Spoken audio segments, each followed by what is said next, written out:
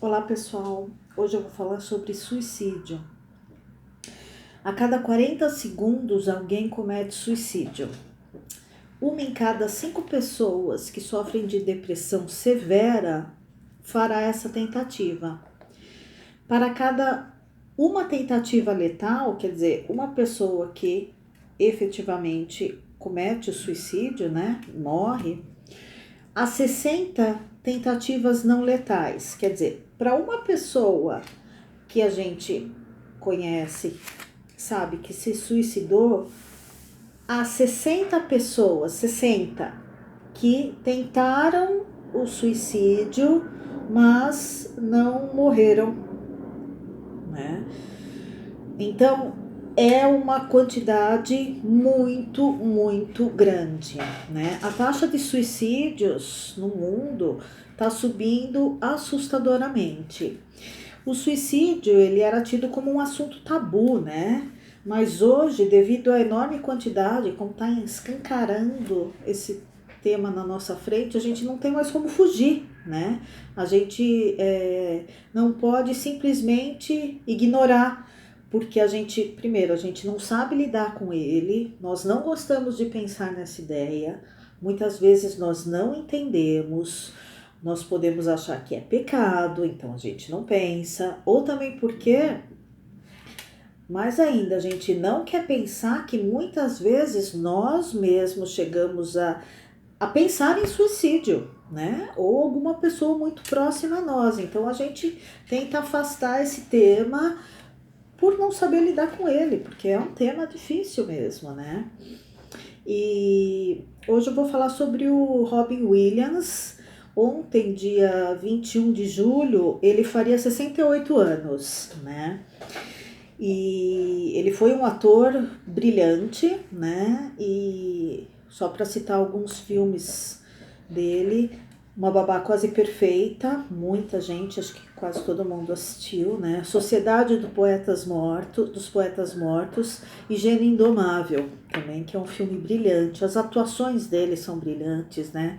Ele é era um ator fora de série mesmo. Nós adorávamos pensar no Robin Williams pelas suas brilhantes atuações, mas ele não fazia segredo dos seus estados de ânimo bem atribulados, né? Tem num perfil do ator publicado no jornal The Guardian em 2010, a repórter que o entrevistou, ela dizia assim a respeito dele: sua postura é intensamente zen e quase pesarosa. E quando não está simulando vozes, falando num tom baixo e trêmulo de barítono, como se estivesse à beira de lágrimas, que cairia bem se estivesse fazendo um elogio fúnebre.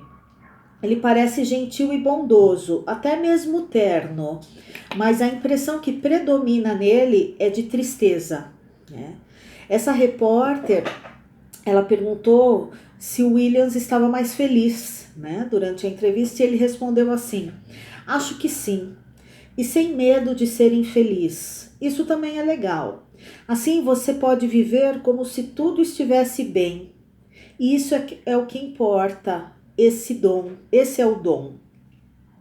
A repórter achou a resposta meio sentimental, mas isso mostra claramente alguém que lutava contra o medo da própria tristeza.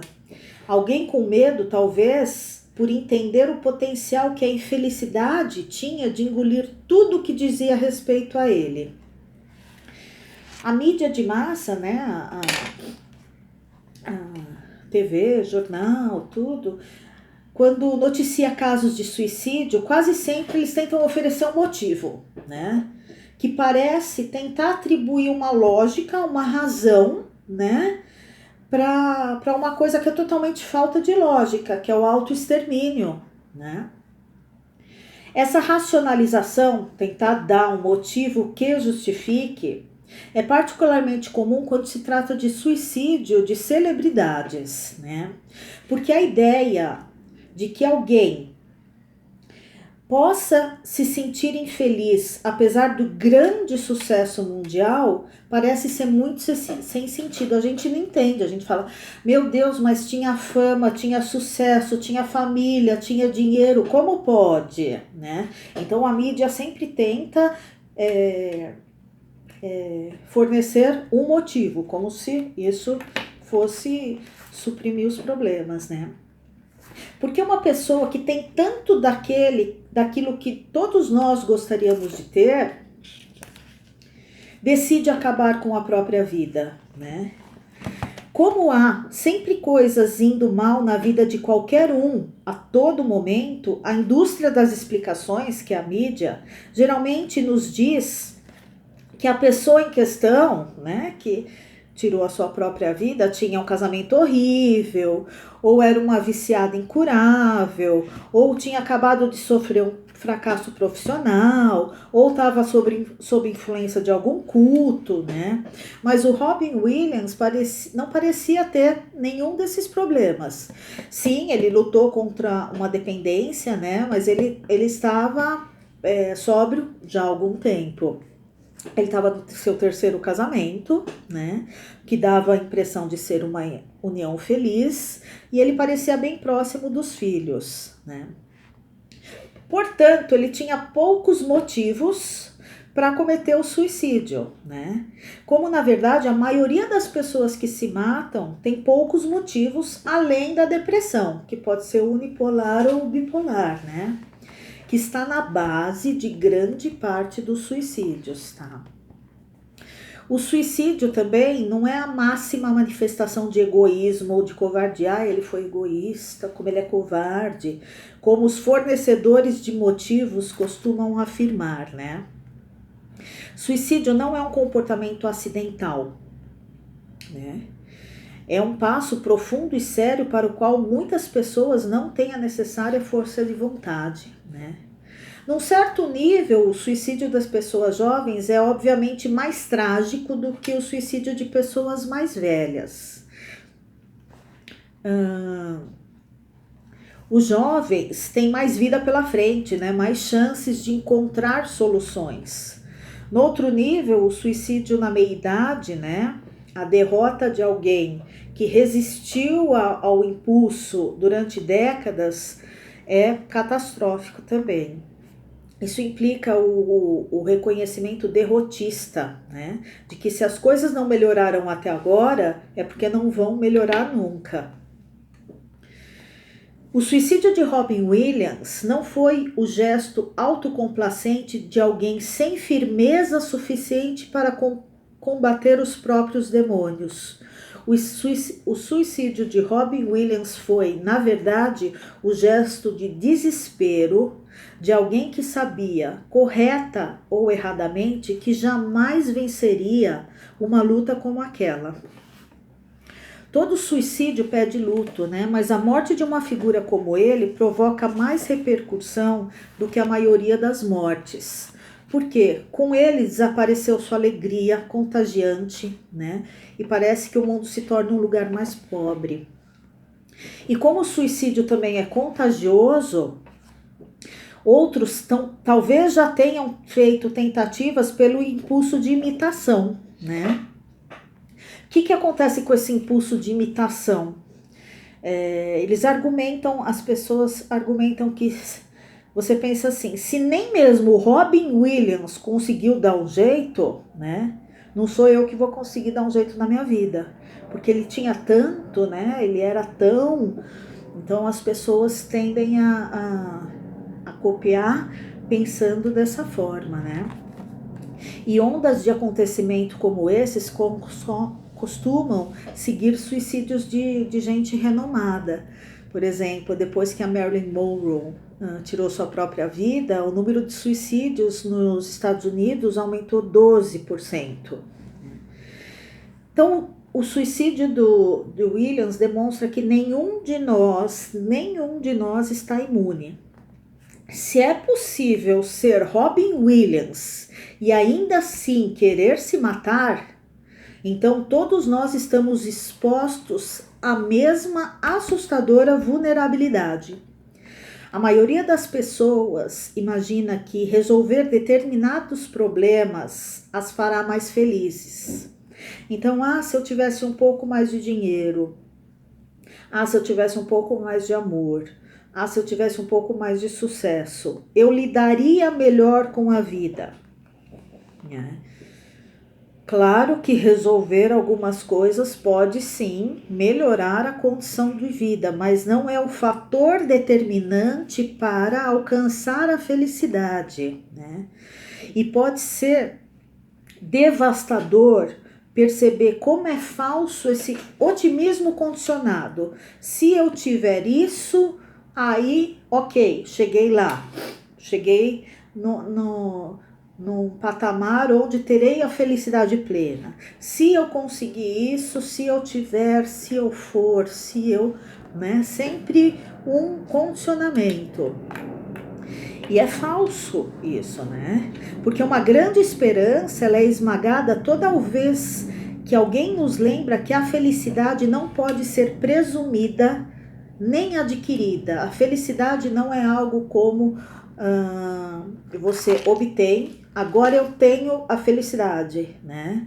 Então eu não serei mais infeliz, eu não sentirei mais tristeza, vai ser um contínuo essa felicidade a partir do momento que eu tiver algo, né? Ou for de determinada forma. Isso é falso, isso é ilusório, isso é mentira, né? Então a felicidade não pode ser nem presumida e nem adquirida. Nós somos todos prisioneiros do nosso próprio psiquismo, da nossa própria condição da existência, né?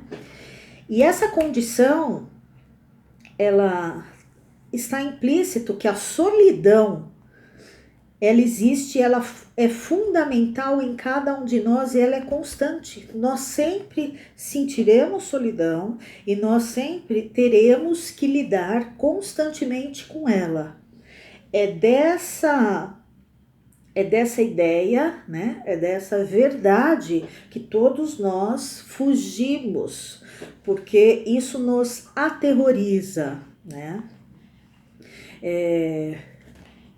Eu vi esses dias, saiu acho que ontem também uma nova reportagem querendo justificar o porquê do Robin Williams ter cometido suicídio, né? E mais um desespero da mídia e da humanidade, da sociedade, dizendo que o casamento, nessa reportagem que eu li, dizia que ele tinha descobrido que tinha demência, então isso contribui para você querer se matar, o casamento não estava tão bom assim, o relacionamento com os filhos também não, então é sempre aquilo, né? A gente quer um motivo que justifique o do outro para que a gente se sinta aliviado. Então se o Robin Williams tinha demência e foi por isso que ele se suicidou, que bom, eu não vou me suicidar, nem fulano, nem ciclano, então eu fujo de uma ideia, de uma condição que nós todos temos, que é a condição de solidão, né? De estarmos, de encarar a solidão que existe na existência, que também vem carregada de muita tristeza, e também a gente tem que criar formas e aprender a lidar, mas encarando, né? E não fugindo com essas desculpas ridículas que a gente sempre dá. Ou, mas ele era fraco, mas era um drogado, mas era alcoólatra, mas não estava tão bem, teve uma recaída. Todos nós estamos no mesmo barco que o Robin Williams, tá? E o que eu quero dizer com isso é que todos nós, em graus maiores ou menores, sentimos tristeza, solidão e vamos ter que lidar com isso até o final da vida, né? Mas muitos de nós também, principalmente aqueles que sofrem depressão severa, essa quantidade de solidão acarreta um sofrimento tão grande que é insuportável para a pessoa, tá? Então, enquanto nós não reconhecermos que a solidão e a tristeza faz parte da existência, que a gente precisa falar mais nela, se mostrar mais triste, que não é pecado, não é crime você dizer que está triste por qualquer motivo ou de repente por motivo nenhum, sem saber por estar triste, e a gente começar a aceitar isso, né, como parte da existência e não como esse otimismo desmedido, onde tem que estar feliz todo dia, né? Então, enquanto a gente não conseguir encarar esse lado da existência, o suicídio vai aumentar, né? Infelizmente. Muito do que eu falei hoje está no livro do Andrew Solomon, que é Um Crime da Solidão, Reflexões sobre o Suicídio, e também tem um livro dele sobre depressão, que é um livro fantástico, que se chama O Demônio da Meia-Noite. Demônio do Meio-Dia. E se vocês quiserem ler, mas eu vou procurar fazer mais vídeos também sobre o assunto que eu acho bem interessante. Até a próxima!